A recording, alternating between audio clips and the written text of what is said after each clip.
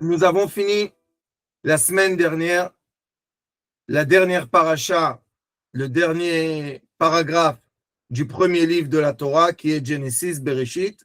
Et aujourd'hui, on va lire le premier paragraphe du prochain livre qui est Shemot. Dans ce premier texte de ce deuxième livre, nous avons quelque chose de très intéressant qui est une étude pour chacun de nous.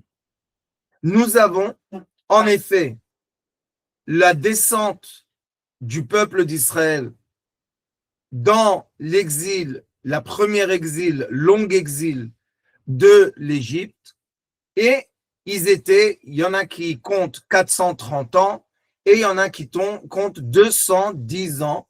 Ils étaient exilés en Égypte. Mais l'exil qu'ils ont subi en Égypte n'était pas un exil simple. Ils sont devenus esclaves. Pourquoi ils sont devenus esclaves?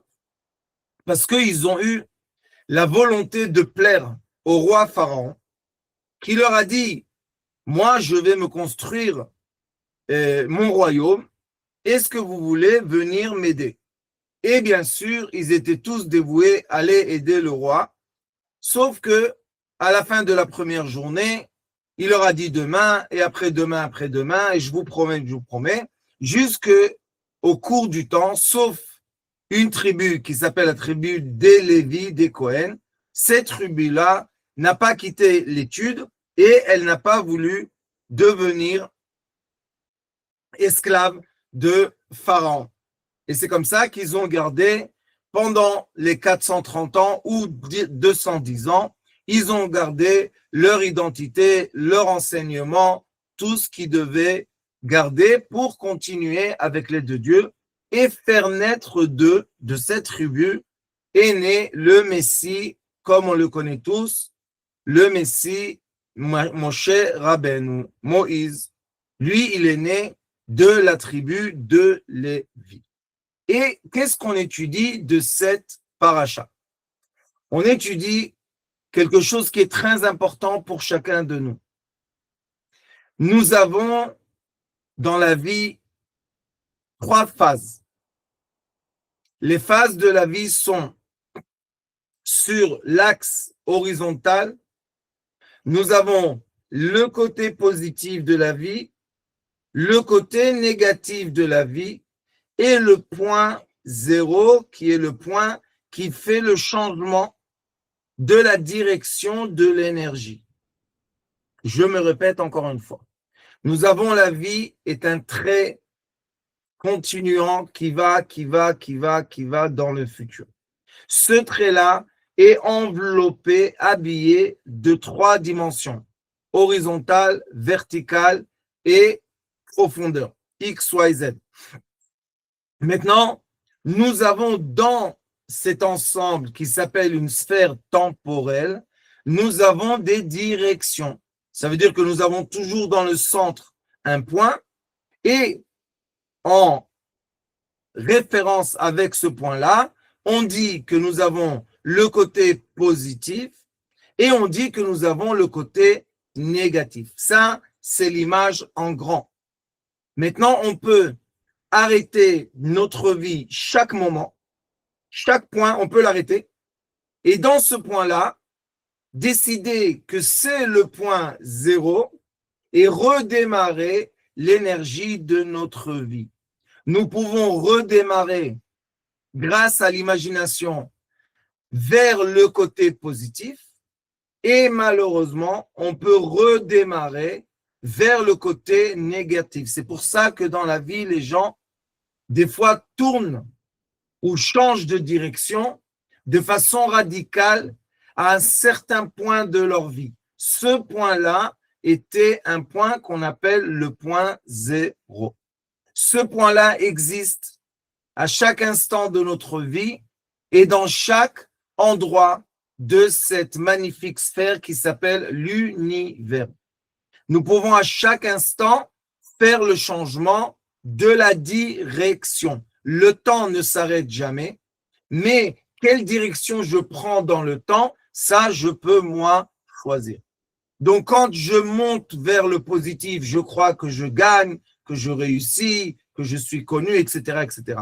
Mais quand je suis arrivé au summum, à l'extrait de la sphère dans laquelle je suis obligé de redescendre vers le point zéro. La descente, malgré que je suis encore dans le positif, va être traduite seulement par l'éducation et l'imagination comme quelqu'un qui est en train de perdre. Mais on est dans le côté positif, donc on ne perd rien. On est juste encore dans le côté positif, dans le mouvement normal de la vie. Et dès qu'on a franchi le point zéro et on descend vers le côté négatif, là, on dit des mots comme c'est la catastrophe, j'en peux plus, je vais mourir, etc., etc.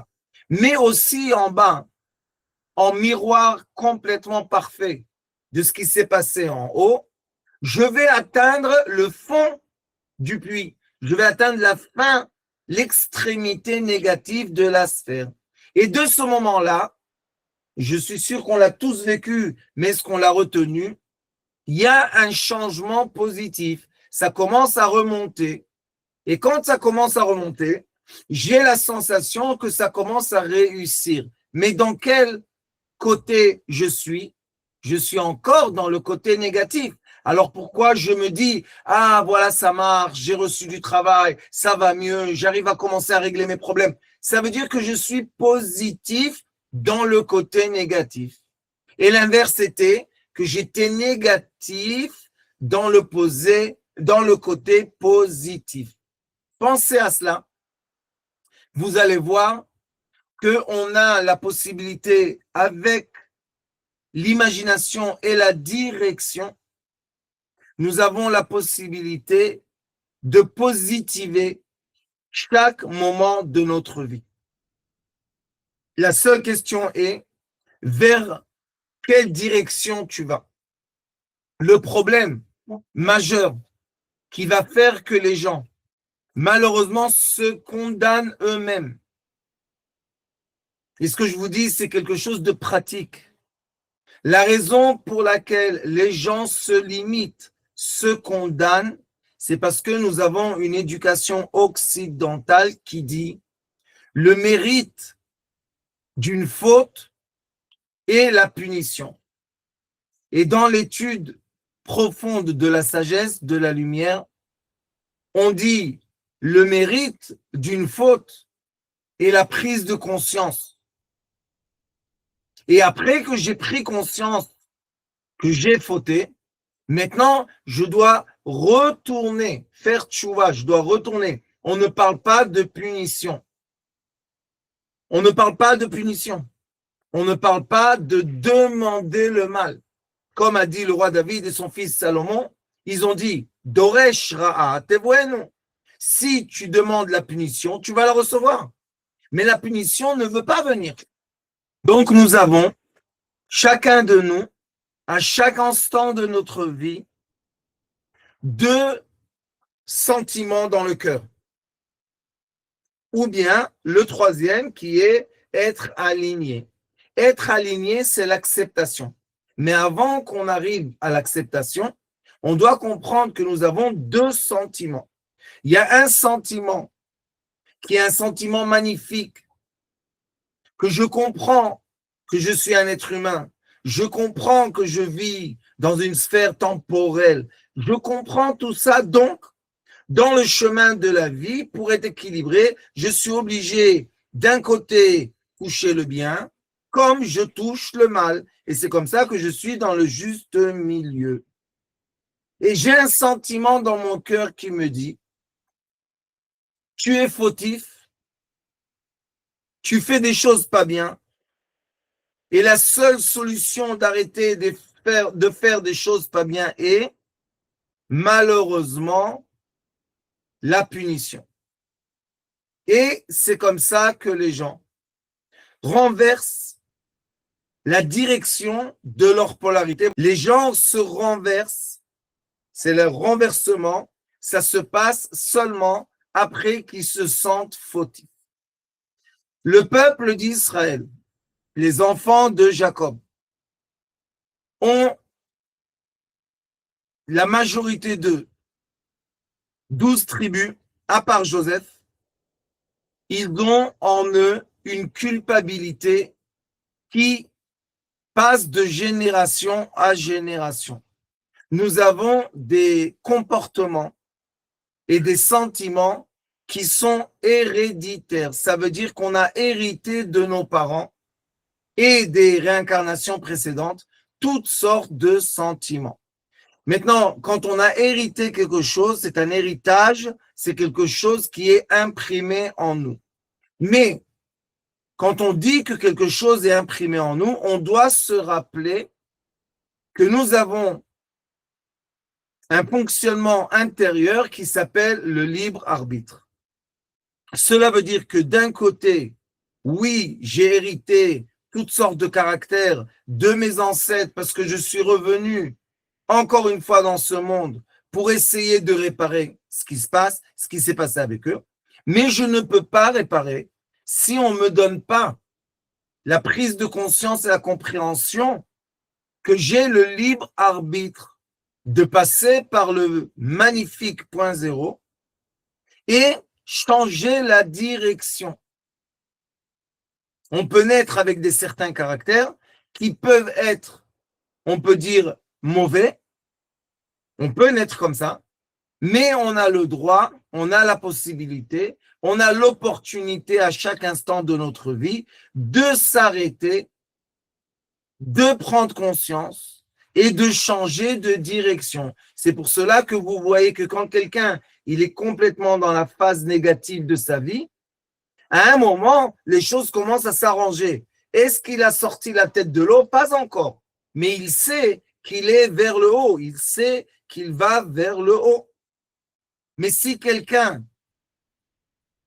est maintenant dans le côté positif de la vie, et dans ce côté positif, il a eu une prise de conscience qui lui dit tu vas aller vers le bas, il va descendre, il va descendre, il va descendre, malgré qu'il est encore dans le bon côté de la vie. Cette direction-là, ça s'appelle le libre arbitre. C'est moi qui choisis, c'est moi seul qui choisis comment je vais approcher la situation dans laquelle je suis. Si malheureusement, je vais approcher la situation avec le jugement de moi-même et la prise de conscience que je dois être puni pour ce jugement, malheureusement, c'est un piège que très peu de gens arrivent à s'en sortir. Il faut vraiment rencontrer quelqu'un dans la vie qui arrive à vous donner la main et vous prendre en dehors de ce tunnel obscur pour vous montrer qu'à chaque instant que le tunnel était obscur, au-delà du tunnel, il y avait de la lumière du soleil.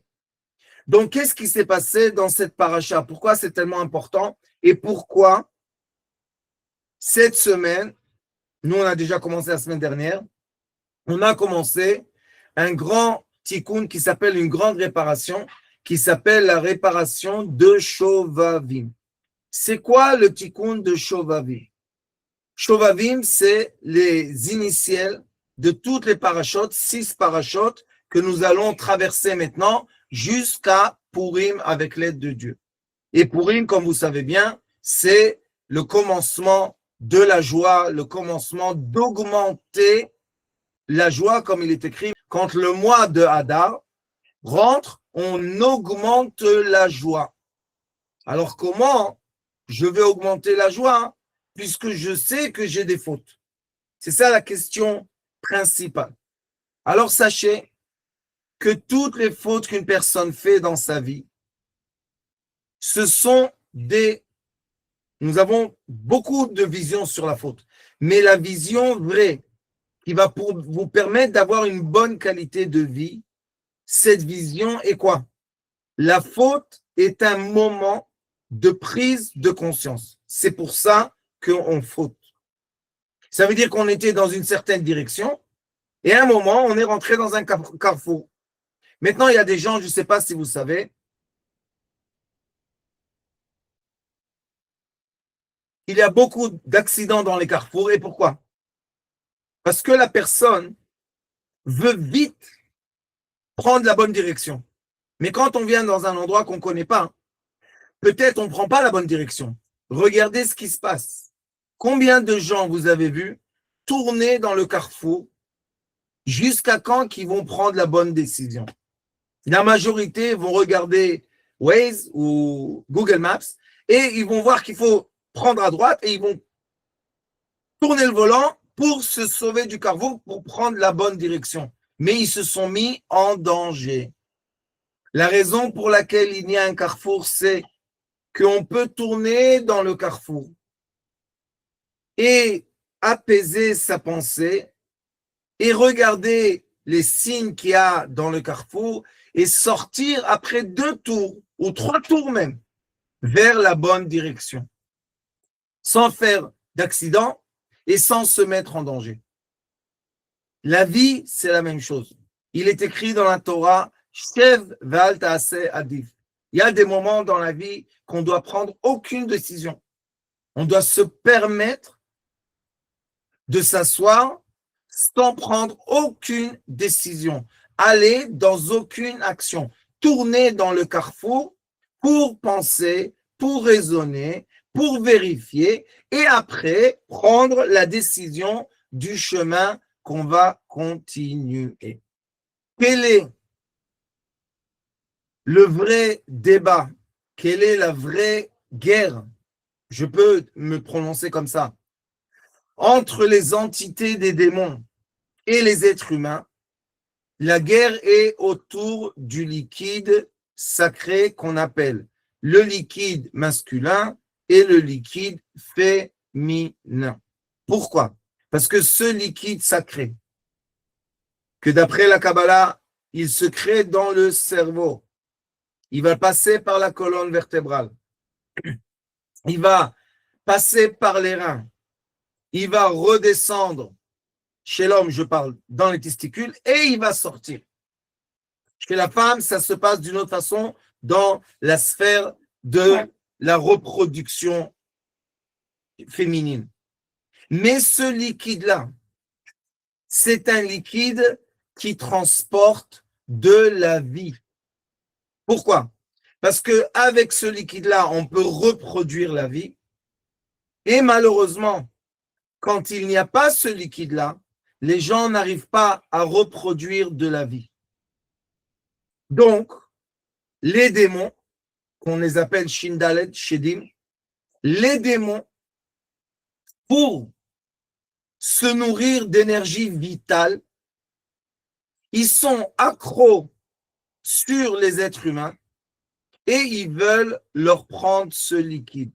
C'est la raison pour laquelle, écoutez bien, d'après les études de Kabbalah, le premier homme, quand il a vu Caïn naître, il a compris que Caïn et Hevel, qui sont nés 2 frères, il a compris que Caïn ne vient pas de sa source à lui.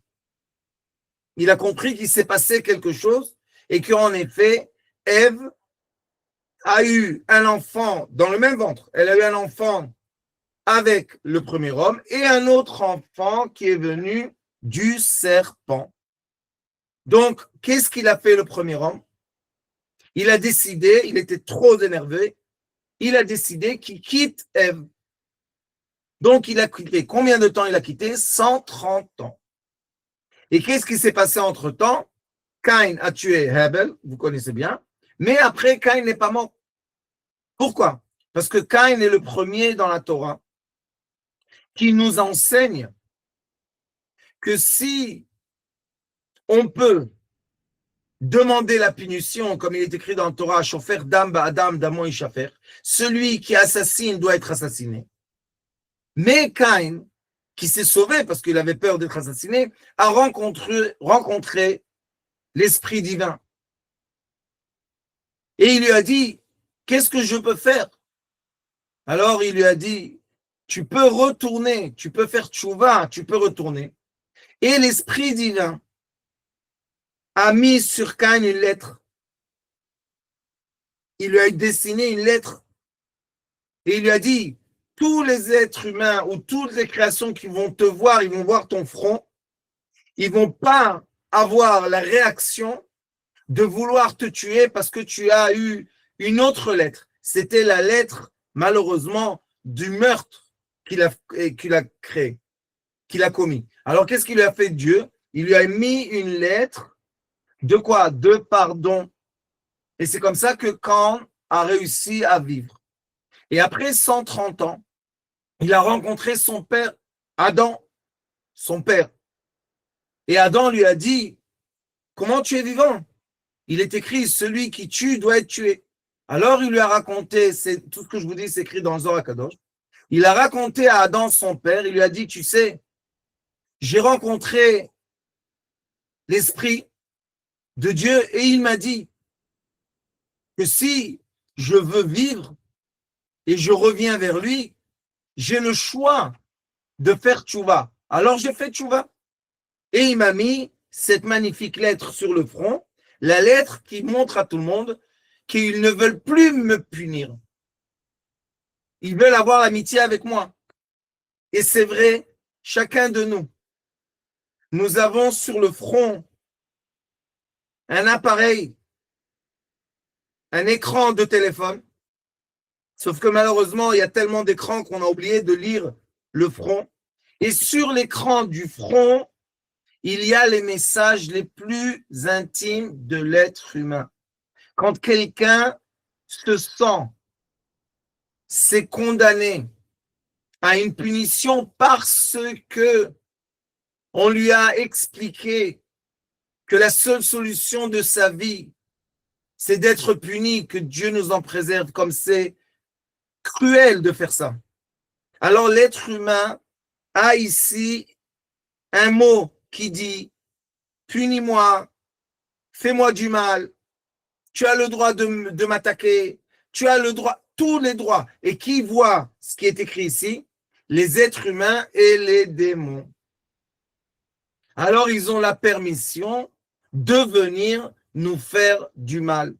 Mais si quelqu'un, avec l'aide de Dieu, comprend tous les cours qu'on étudie ensemble, ça fait beaucoup d'années, et il comprend que le but de la punition est seulement un point dans le temps pour comprendre que je dois remettre à jour ma conscience. Alors, qu'est-ce qu'il va avoir écrit ici?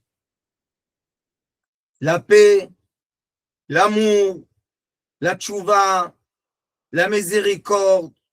Et malgré qu'il aurait fait quelque chose qui mérite, d'après le monde du jugement, une punition, cette chose-là va se transformer en miséricorde et en amour. Et je suis sûr que vous avez tous vécu ça. Que vous êtes allé voir quelqu'un et vous étiez sûr qu'il est très en colère avec vous. Et quand vous étiez sûr qu'il était en colère avec vous, qu'est-ce qui s'est passé? Il était en colère. Et des fois, on va voir quelqu'un que lui, il a ses bonnes raisons d'être en colère. Mais nous, on a pardonné, on a compris qu'on ne veut pas la colère, on ne veut pas la dispute, on ne veut pas. On est venu calme, on est venu avec le point zéro, on est venu avec l'annulation. La personne se renverse positivement. Elle est venue vous attaquer, elle va vous bénir. Et ça n'existe pas seulement dans le judaïsme, ça existe dans beaucoup de sagesse, de vraie sagesse, qui comprennent le système que je vous explique. Alors le peuple d'Israël, les enfants de Jacob, comme ils sont descendus en Égypte, pourquoi ils sont descendus là-bas? Et pourquoi 130 ans? Jacob a dit, j'avais 130 mauvaises années, parce que l'homme, le premier homme, a quitté Ève. Il a quitté 130 ans jusqu'à quand il a rencontré Caïn. Il a re-rencontré Caïn. Et là, il a changé d'état d'esprit. Mais tout ce qu'il a créé, avec le liquide essentiel masculin, que la femme démon s'appelle la Médioude, elle a un nom, quand elle a absorbé de lui tout le liquide, elle a créé énormément d'entités. Et ces entités-là souffrent. Pourquoi elles souffrent? Parce qu'elles sont ni le démon pur, ni l'homme pur. Elles sont quelque chose qui est au milieu. Donc les démons les poussent, les rejettent, et les hommes les rejettent. Alors qu'est-ce qu'elles font? Elles vont se venger de l'homme qui les a créés. Mes chers amis, je vous dis quelque chose du fond de mon cœur. Celui qui va dire qu'il ne fait pas attention au liquide et il fait n'importe quoi, il y a des témoignages dans tout le monde de toutes les religions. Il ne comprend pas pourquoi sa vie commence à être très encombrée. Au début, c'est le festival, c'est les feux d'artifice. Mais il y a un moment que ces entités commencent à se venger. Elles demandent la vie de la personne qui les a créées. Donc, comme la Torah, elle sait que c'est quelque chose qui se passe dans ce monde. Et je ne crois pas que quelqu'un peut témoigner qu'il a évité ça dans sa vie. Parce qu'il y a des situations que ce liquide-là sort, pas parce qu'on veut qu'il sorte, mais par exemple, dans la nuit, quand on dort, dans le rêve, plein de façons que ça sorte. Et pourquoi ça sort? Parce que ces âmes-là, qui vont être otages, pris en otage, dans le monde, entre les démons et les êtres humains, ces âmes-là veulent une chose: libérez-nous. Je vous dis, ces âmes-là, ces entités, ne veulent pas le mal de l'être humain.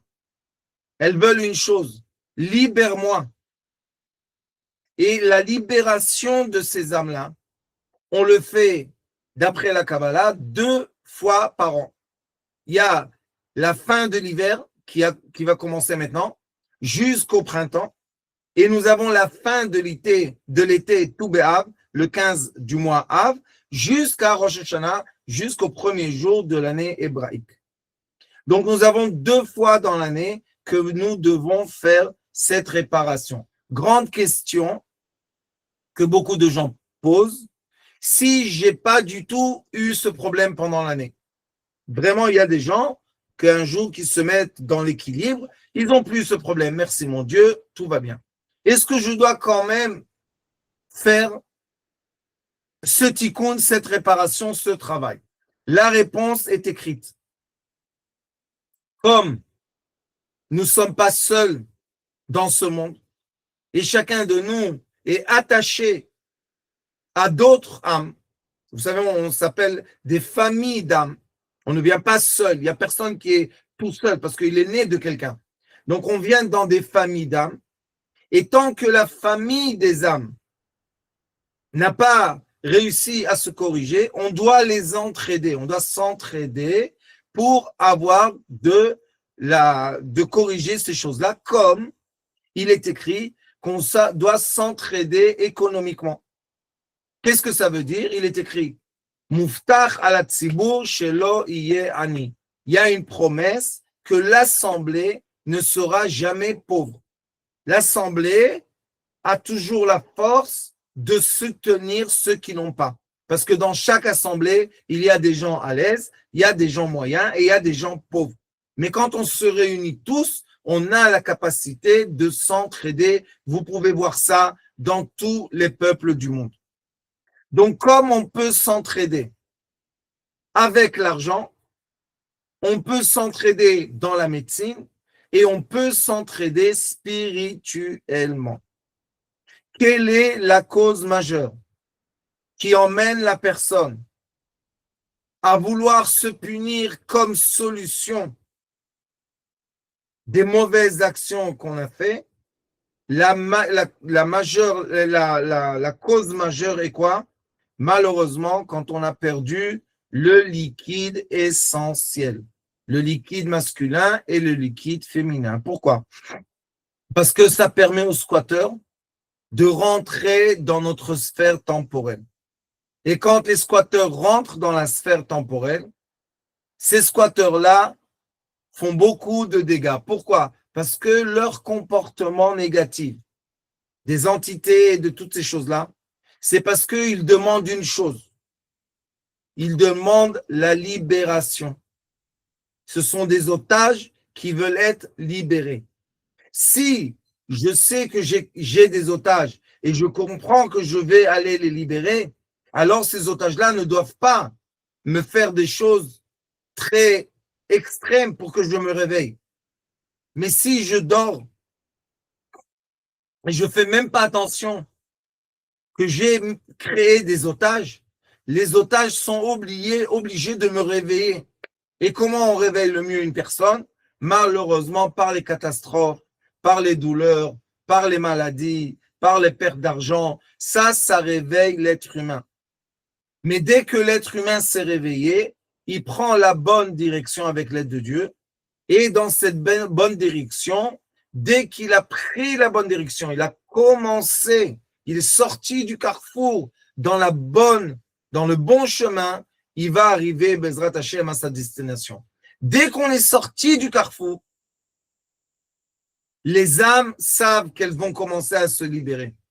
Et c'est pour ça que la tension autour de la personne, même quand on est encore dans la courbe négative de la vie, on ressent que quelque chose a changé. On ne fait pas de saut de la courbe négative à la courbe positive. Il n'y a pas de saut quantique. Qu'est-ce qui se passe? Dans la descente, je suis rentré dans le carrefour et maintenant j'ai pris le bon chemin pour m'en sortir. Qu'est-ce que je dis quand je suis dans la bonne direction? Je suis content. Je vois la sortie du tunnel. Qu'est-ce que je dis quand je suis dans la mauvaise direction? Malgré que je suis dans la route, je vois que ma voiture va par force dans un tunnel. Je le vois dans mes yeux. Mais je ne peux pas arrêter la voiture. Pourquoi je ne peux pas arrêter la voiture? Malheureusement, parce que l'enseignement global du monde occidental est la punition et la solution. Donc, je vais foncer vers un mur à toute vitesse. Parce que je pense que quand je vais avoir l'accident, les gens vont avoir pitié de moi. Le pauvre, il a eu un accident, le pauvre, le pauvre. Ce n'est pas la solution, mes chers amis. Parce que, premièrement, on ne sait pas comment on va sortir de l'accident. Et deux, des fois, on va devenir handicapé à vie à cause d'un accident. Et croyez-moi que les gens vont dire le pauvre, mais à un certain moment, c'est fini. C'est une évidence. Alors, à quoi ça a servi de s'auto-juger et de s'auto-faire du mal? À quoi ça a servi? Ça a servi à rien du tout. Et même cette société, qu'elle croit qu'elle a créé un mécanisme de pitié artificiel, cette même société aujourd'hui, après des dizaines d'années d'handicap et de miséricorde et de pitié, cette société se rebelle contre quoi? Moi, je dois travailler, donner mes impôts pour que les impôts payent les gens qui se sont fait du mal. On n'est pas d'accord. Pourquoi on n'est pas d'accord? On a même, nous-mêmes accepté ce mécanisme. Regardez en Asie, regardez dans des pays. Des gens, regardez des films sur les réseaux sociaux. Des gens sans bras marchent et travaillent. Des gens sans pieds, ils travaillent. Tout le monde travaille. Pourquoi? Parce que je ne veux pas être le mesquin du village. Je veux faire ce que je peux faire. Et croyez-moi, vous voyez des choses incroyables. Mais le plus important, qu'est-ce qu'on voit? Que ces gens-là ont une valeur à leurs propres yeux. Ils ont une valeur à leur image. Parce qu'ils se disent, je suis tel que je suis, maintenant qu'est-ce que je peux faire avec ce que je suis? C'est une prise de conscience. Et nous aussi, on doit être capable de comprendre que pas toutes les informations qu'on reçoit, ce sont des informations qui vont nous faire du bien. On doit toujours avoir un temps dans la journée où on peut s'arrêter et penser. Mon raisonnement, quelle est la direction de mon raisonnement? Quelle est la direction d'un raisonnement de haine? Quelle est la direction d'un raisonnement de vengeance? Quelle est la direction d'un raisonnement de je serai riche et je m'en fous, qu'est-ce que ça coûte? Quelles sont les directions de tout ça? Malheureusement, le résultat n'est pas un résultat qu'on veut vivre. Les guerres, les meurtres, les différences sociales, les gens pauvres dans les rues, les gens dans les maisons très à l'aise. On n'est pas content. Vous savez que dans toutes les villes aujourd'hui, toutes les capitales du monde occidental, dans les rues les plus chères, il y a des SDF. Regardez. Alors la personne qui s'est créée une sphère d'être à l'aise, d'être bien, d'être riche, elle sort de sa maison, tous les jours, elle va croiser les SDF. Et c'est ça ce qu'elle a voulu? Non. Ça, c'est le résultat d'un raisonnement. La façon dans laquelle ils ont raisonné a emmené ce résultat. Donc, qu'est-ce qu'on doit faire pour améliorer la sphère dans laquelle on vit? On doit prendre des prises de conscience qui vont changer la direction de notre pensée. Et quand on change la direction de notre pensée, avant d'être capable de faire la décision du changement, on doit tourner dans le carrefour pour réfléchir. Est-ce que je vais aller au nord, au sud, à l'est ou à l'ouest? C'est une prise de conscience, mais je dois me permettre dans la vie de prendre ce temps. Vous savez combien de gens ont été licenciés de leur travail? Et maintenant, leur seule inquiétude, c'est « je n'ai pas de travail ». Alors, au lieu de profiter de ce moment, un moment de temps que j'ai d'un côté de l'argent, assez d'argent pour vivre ce moment, je dois réfléchir. Mais les gens sont dans le stress. Qu'est-ce qui va se passer? Alors, au lieu de profiter du moment, ils souffrent le moment. Quelle sera la sortie? Est-ce que quand j'ai souffert 3 mois de chômage et j'ai commencé à démarrer un nouveau travail, est-ce que j'ai démarré de la jambe droite ou de la jambe gauche? C'est sûr que de la jambe gauche. Mais si je pris ce moment et j'ai décidé que dans ce moment, que j'ai reçu un cadeau, de prendre le temps pour redémarrer, si j'ai pris les bonnes décisions de conscience, je vais reprendre un chemin, je vais sortir du carrefour, mais je vais aller dans la direction qui sera bonne pour moi. Et c'est écrit dans la Torah orale, la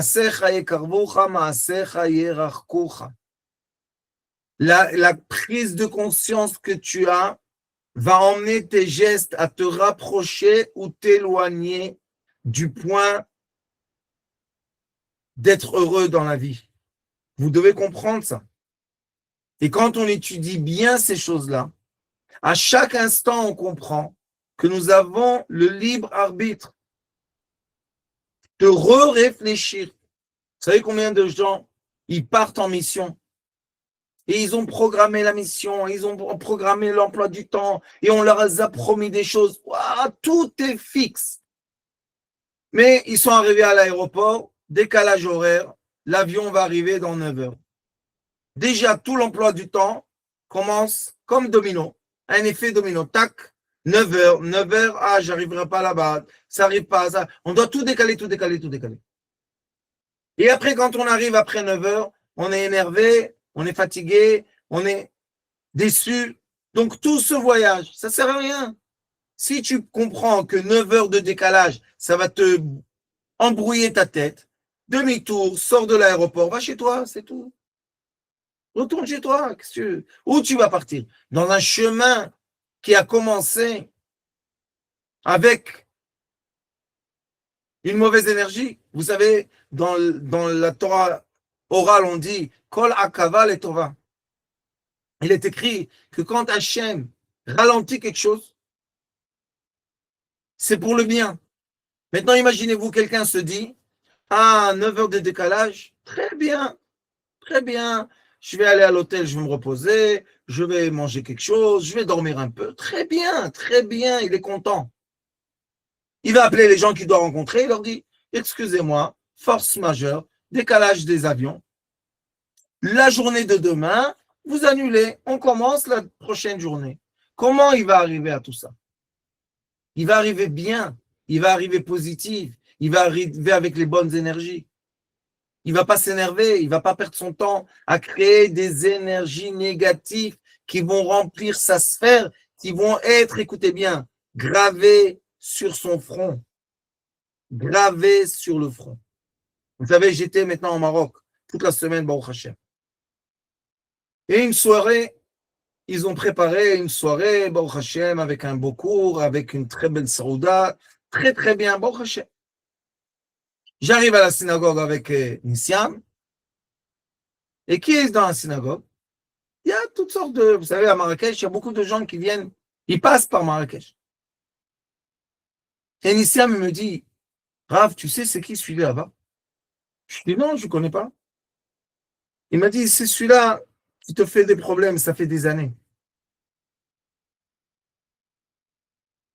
Je vais vous dire que j'étais complètement calme. C'est un mensonge. J'ai eu ça, tic, la direction, hop. Après la prière de Harvit, on devait être bien, il y avait une Saouda, vraiment les gens de Marrakech, que Dieu les bénisse, ils font Achnasat Orchim magnifique, tout va bien. Mais je ne vais pas vous dire que ça ne s'est pas renversé. Maintenant, le président de la communauté, il m'a dit, vous savez, Rav, comme ce monsieur est là, il doit prendre la parole. J'ai dit, Tarbah, tout va bien. Tout va bien. On s'annule. Le point zéro, mes chers amis. Quel cadeau, Mordechai, merci. Le point zéro. Je me suis annulé. Facile? Pas tellement. Mais je me suis annulé. J'ai attendu, on a fait la prière, il a dit un petit discours, tout va bien. J'ai attendu, point zéro, point zéro. La vérité, je voulais partir à la maison. La vérité, ça m'a... Parce que le monsieur, Baruch Hashem, il travaille dur contre moi. Je dis, je m'en vais à la maison, laisse-moi tranquille. Et après, je me suis dit, mais qu'est-ce qu'il veut, Hachem? Tu es venu ici pourquoi? Pour donner cours. Alors tu vas donner le cours. Oui, mais je suis contrarié. Tu es contrarié, c'est ton problème. Donner cours, c'est eux, ils sont là, les gens. Bémet, beaucoup de gens sont venus. Alors j'ai fait point zéro, point zéro, point zéro. Le président, après la prière, il m'a dit, monsieur le rabbin, vous m'excusez, mais il est là, donc il doit prendre la parole. J'ai dit, aucun problème, tout va bien. Je suis rentré dans la salle, je me suis assis à la fin de la table, dans un petit coin comme ça, le chèque, tout va bien. Est-ce qu'il est venu? Il n'est pas venu. Il est venu me dire bonjour. Il ne savait pas que moi, je suis cette personne parce que j'étais avec tous les habits de rabbin. Et je lui ai donné la main, je lui ai dit, Shalom Aleichem, comment allez-vous? Je lui ai dit, enfin, on se voit face à face.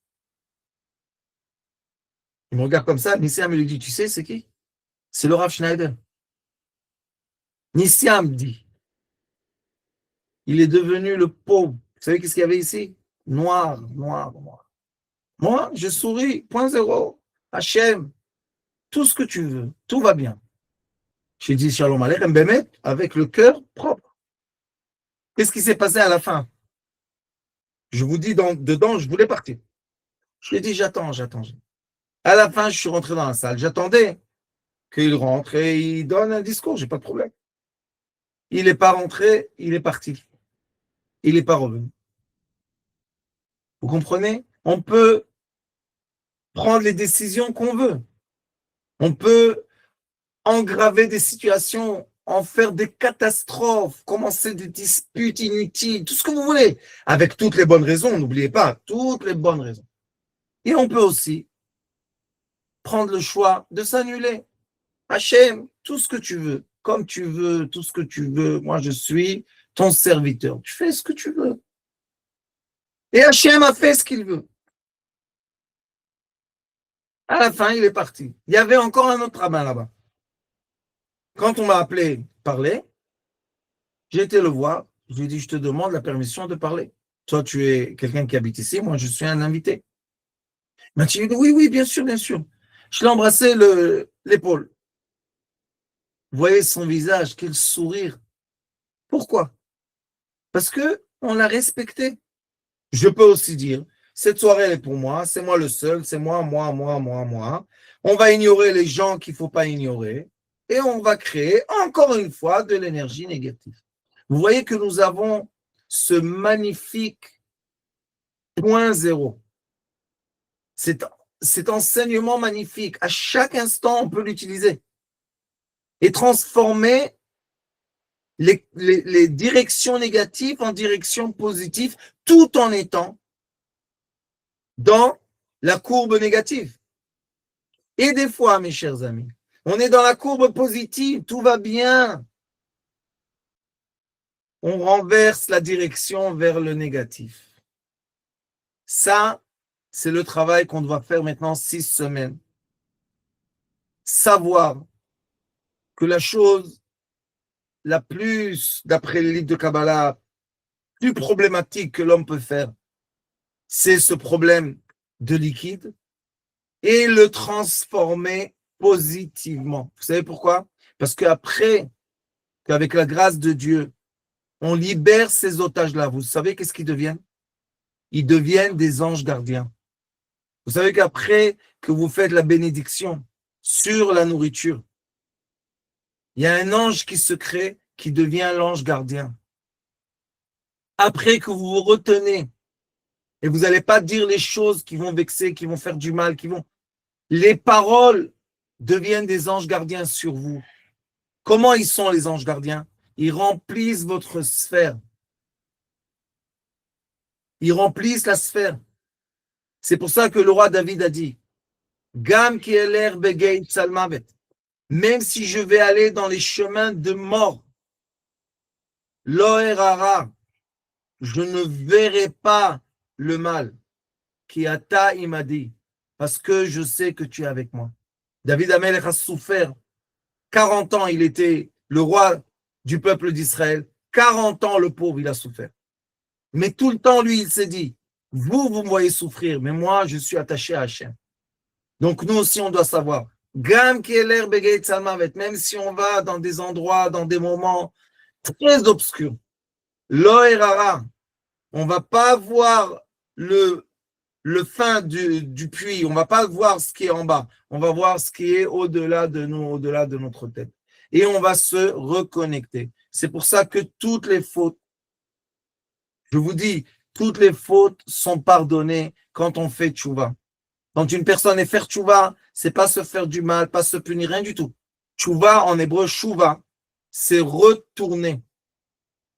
Dieu nous demande une chose. Il dit, prends conscience de ce qui se passe et retourne la direction, retourne-toi vers la bonne direction. C'est tout ce qu'il faut faire. C'est simple, mais à la fois compliqué. Comment ça devient simple? Quand on entend des cours comme ça et on se dit, OK, d'accord, tout va bien. Quand est-ce que ça devient compliqué? Quand on dit, non, c'est pas possible, mais c'est tellement simple. Non, c'est pas possible que c'est tellement simple. Et là, ça devient très compliqué et les gens n'arrivent pas à vraiment rentrer dans les carrefours et ressortir vers le bon chemin. Alors, avec l'aide de Hachem, je vous bénis à tous et à toutes. Et qu'on commence avec le bon chemin, on commence à faire cette belle réparation et libérer tous ces otages-là qui vont devenir à leur liberté nos anges gardiens qui vont nous aider à continuer le chemin de la vie avec l'aide de Dieu, avec la prise de conscience du point zéro positif avec l'aide de Dieu. Je vous demande, s'il vous plaît, si vous êtes d'accord, on va venir à Paris le 25 janvier jusqu'au 28, je pense. Avec l'aide de Dieu, il y a une conférence. J'espère de vous voir tous ensemble pour réussir à pratiquer cette sagesse magnifique de la lumière. Merci beaucoup. Soyez bénis. Vekol Tuv.